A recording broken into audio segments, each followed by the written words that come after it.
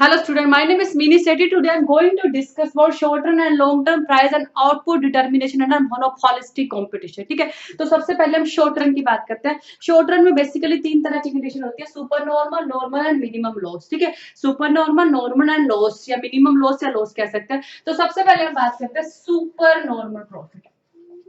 ठीक है, super normal profit क्या होता है कि एक्स्ट्रा अमाउंट ऑफ प्रॉफिट होता है जो किससे ज्यादा होता है, नॉर्मल प्रॉफिट से ज्यादा होता है. ठीक है, एक्स्ट्रा अमाउंट ऑफ प्रॉफिट होता है जो क्या होता है कुछ हद तक नॉर्मल प्रॉफिट से ज्यादा होता है.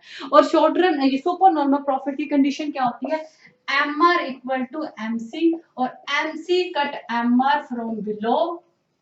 ठीक है, और AR is more than AC. ठीक है, ठीक है, इसमें क्या MR is equal to MC और MC cut MR from below. जो MC है वो MR को नीचे से कट करती है और जो एवरेज रिवेन्यू है ज्यादा है किससे, एवरेज कॉस्ट से. अब यही बात को हम डायग्राम के थ्रू समझेंगे. ओके, यहाँ पे आपका कॉस्ट और रिवेन्यू और यहाँ पे आपका आउटपुट आ गया. ये आपका MR आ गया, ये आपका AR. इम्परफेक्ट कंपटीशन में जो MR और AR होता है उनका डाउनवर्ड स्लोप होता है. ठीक है, इसका रीजन मैंने ना एक वीडियो बनाया हुआ है, MR and AR and TR under imperfect competition. But please वो देख लेना, वहां पे मैंने डिटेल में थोड़ा समझाया हुआ है. ठीक है, तो यहाँ सिर्फ मैं सुपर नॉर्मल प्रॉफिट बता रही हूँ. तो इसमें क्या MR और AR आपके डाउनवर्ड स्लोप में होंगे. तो अब देखो इसमें क्या है, पहली कंडीशन क्या, MR is equal to MC. ये आपकी MC है. ठीक है, इस पॉइंट पे देखो ई पॉइंट है, MR क्या है, equal to MC. MR MC के बराबर है. हमारी पहली कंडीशन तो पूरी होगी. दूसरी कंडीशन वो कहता है जो MC है वो MR को नीचे से कट करो. ऐसे नहीं कि वो MC ऊपर से कट होके आ रही है, नहीं, वो MC क्या करे, नीचे से कट करे. और इस ई पॉइंट पे देखो जो MC MR के बराबर हुई है वो नीचे से कट करके हुई है. ठीक है, MC क्या है, MR के बराबर है लेकिन वो जो बराबर हुई है वो नीचे से कट करके हुई है. ई पॉइंट पे दोनों कंडीशन फुलफिल हो रही है.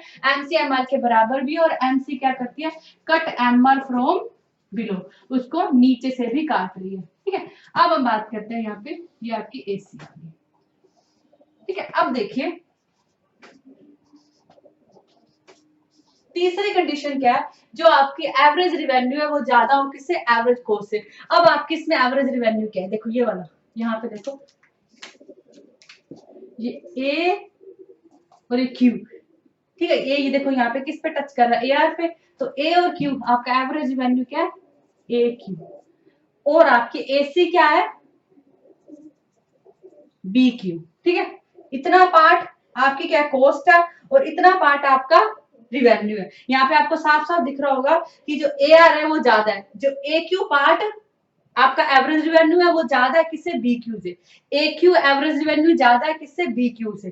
ठीक है, अब आप क्या करोगे, इस AQ में से BQ को निकाल दोगे, AR माइनस AC. AQ में से BQ को निकाल दोगे तो आपका क्या बच जाएगा, AB बच जाएगा.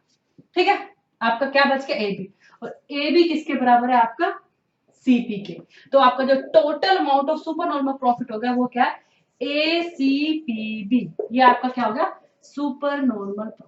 इस पार्ट को क्या बोलेंगे, सुपर नॉर्मल प्रॉफिट. ठीक है, आई थिंक आपको समझ में आएगा, बहुत इजी है. अब हम बात करते हैं नॉर्मल प्रॉफिट की. ठीक है,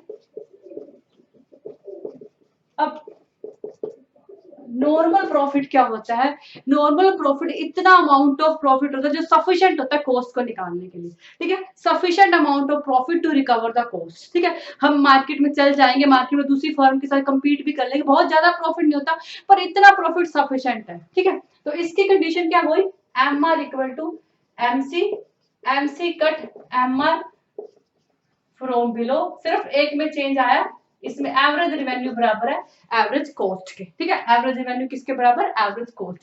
इसे हम डायग्राम के थ्रू दिखा देते हैं. यहाँ पे आपका रिवेन्यू एंड कॉस्ट और यहाँ पे आपका आएगा आउटपुट. ये आपका MR हो गया, ये आपका AR होगा, ये आपकी MC होगी. ठीक है, इस ई पॉइंट पे MR इक्वल टू MC और MC cut MR from below. ठीक है, थर्ड कंडीशन क्या है, ये आपकी AC. ठीक है, ये आपका देखिए पी आर क्यू बना देते हैं, ठीक है। ये क्या है, या इस पॉइंट पे देखो, इस आर पॉइंट पे आपका एवरेज, आपकी एवरेज रिवेन्यू और एवरेज कॉस्ट बराबर है। एवरेज रिवेन्यू क्या है, आर क्यू, ठीक है, और एवरेज कॉस्ट क्या है, आर क्यू, ठीक है। यहाँ पे एवरेज रिवेन्यू किसके बराबर है, एवरेज कॉस्ट के बराबर। और हमारी थर्ड कंडीशन भी क्या थी नॉर्मल प्रॉफिट की, एवरेज रिवेन्यू किसके बराबर होगी, एवरेज कॉस्ट की, ठीक है। तो यहाँ पे हमारी तीनों कंडीशन पूरी होती है। इस पॉइंट पे एमसीएमआर के बराबर है, एमसीएमआर को नीचे से कट करिए, और इस आर पॉइंट पे आपकी एवरेज रिवेन्यू क्या किसके बराबर है, एवरेज कॉस्ट के बराबर है, जो आपकी नॉर्मल प्रॉफिट की कंडीशन है। अब हम बात करते हैं लॉस की, ठीक है। लॉस में क्या, वही पहली दो condition same, M are equal to MC, MC cut M R from below, और थर्ड कंडीशन क्या, एवरेज कॉस्ट ज्यादा है एवरेज रिवेन्यू से। क्या है, जो आपकी कॉस्ट लॉस है, तो नाम से पता चल रहा है कॉस्ट ज्यादा, एवरेज कॉस्ट ज्यादा है किससे, एवरेज रिवेन्यू से। तो हम यहाँ पे इसे डायग्राम के थ्रू समझ लेते हैं। यहाँ पे रिवेन्यू एंड कॉस्ट, और यहाँ पे आपका आउटपुट आ गया, ये आपका एम आर हो गया, ये आपका ये आपकी एमसी होगी, ठीक है। इस ई पॉइंट पे m are equal to mc, और mc cut M R from below, okay. तो यहाँ पे क्या है, कॉस्ट ज्यादा है किससे, रिवेन्यू से, ये आपकी कॉस्ट होगी। यहाँ पे देखो तीन कंडीशन फुलफिल होंगी इस पॉइंट पे, A R M R MC के बराबर, और एमसी एम आर को नीचे से कट करिए, दो कंडीशन तो बराबर होंगे। थर्ड कंडीशन वो क्या कहता है, एवरेज कॉस्ट ज्यादा है एवरेज रिवेन्यू से। जो मैं कह रही हूँ ये बात हमें डायग्राम में भी दिखानी पड़ेगी। तो हमारी एवरेज कॉस्ट क्या है, ठीक है, एवरेज कॉस्ट क्या है आपकी, ए क्यू, ए क्यू ये वाली पार्ट, ए क्यू ये वाला पार्ट क्या आपकी एवरेज कॉस्ट है, और आपका एवरेज रिवेन्यू कितना है, बी क्यू। यहाँ पे साफ साफ दिख रहा है, जो ए क्यू पार्ट बी क्यू से ज्यादा है, मीन्स आपकी जो एवरेज कॉस्ट है वो आपके एवरेज रेवेन्यू से ज्यादा है। अब आप एवरेज कॉस्ट में से मीन्स आप ए क्यू में से बी क्यू निकाल देंगे, तो आपका क्या बचेगा, ए बी, ए बी बचेगा। ए बी किसके बराबर है, सीपी के। तो आपका टोटल अमाउंट ऑफ लॉस क्या होगा, ए सी पी बी, ठीक है। आपका टोटल लॉस क्या, ए सी पी बी, जो ये वाला पार्ट है ये आपका क्या हो गया, लॉसेस, ठीक है। तो तीनों कंडीशन पूरी हो रही है, एमसीएमआर के बराबर भी, एमसीएमआर को नीचे से भी कट करिए, और आपका मार्जिन को आपकी एवरेज कॉस्ट ज्यादा है एवरेज रिवेन्यू से। एवरेज कॉस्ट ए क्यू आपकी एवरेज कॉस्ट है, बी क्यू आपका एवरेज रिवेन्यू है। ए क्यू साफ साफ दिख रहा है, बी क्यू से ज्यादा मींस आपकी कॉस्ट आपके रिवेन्यू से ज्यादा है। ये थी शॉर्ट रन इक्विलिब्रियम की बात कर रहे थे। अब हम बात करते हैं लॉन्ग रन इक्विलिब्रियम, ठीक है। लॉन्ग रन की बात करेंगे तो लॉन्ग रन में क्या होगा, देखो कुछ शॉर्ट रन में जैसे हमने बात करी, कुछ फर्मों को तो सुपर नॉर्मल हो रहा है, ठीक है, सुपर नॉर्मल हो रहा है, कुछ फर्मों को लॉस हो रहा है, ठीक है। कुछ फर्मों को सुपर नॉर्मल हो रहा है, कुछ फर्मों को लॉस हो रहा है, ठीक है। अब सुपर नॉर्मल प्रॉफिट हो रहा है, अभी साबुन की या साबुन की बात करें, टूथपेस्ट की बात करें, शैम्पू की बात करें, इस फर्म में तो बड़ा ही प्रॉफिट है, लोग तो बड़ा ही प्रॉफिट कमा रहे हैं, लोगों की तो बड़ी सेल हो रही है, क्यों ना मैं भी इसमें इन्वेस्ट करूं। हम सोचते हैं ना, हमारे जैसे लोग ऐसे बहुत सोचते हैं, इस मार्केट में तो बड़ा पैसा, मैं भी इन्वेस्ट करता हूँ, मैं भी इन्वेस्ट करता हूँ। ये सोच के बहुत सारी फर्में इस मार्केट में आ जाती है। बहुत सारी फर्में आने के बाद डिमांड तो उतनी नहीं बढ़ी, डिमांड तो कांस्टेंट है, लेकिन बहुत ज्यादा फर्में मार्केट में आ गई है, तो आपका प्रॉफिट बट गया।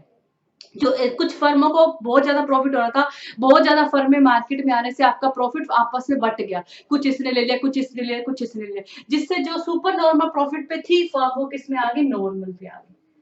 किस पे आ गई, सुपर नॉर्मल से नॉर्मल में आ गई। कुछ फर्मों को मिनिमम लॉस हो रहा था, और वो लॉस कब तक बियर करती, कब तक, और कुछ जो छोटी फर्में हैं वो कब तक लॉस को बियर करेंगे, वो मार्केट से चली जाती है। उनके मार्केट में जाने से जो एग्जिस्टिंग फर्में हैं उनके प्रॉफिट बढ़ेगी, क्योंकि कुछ फर्में तो मार्केट को छोड़ के चली गई, तो अल्टीमेटली सभी किस पे आ गई, नॉर्मल प्रॉफिट पे आ गई। तो हम लॉन्ग रन की बात करें, शॉर्ट टाइम पे तो हो सकता है मोनोपोलिस्टिक कंपटीशन को सुपर नॉर्मल नॉर्मल लॉसेज हो, लेकिन लॉन्ग टाइम पीरियड में मोनोपोलिस्टिक कंपटीशन को हमेशा ही क्या होगा, नॉर्मल प्रॉफिट होगा।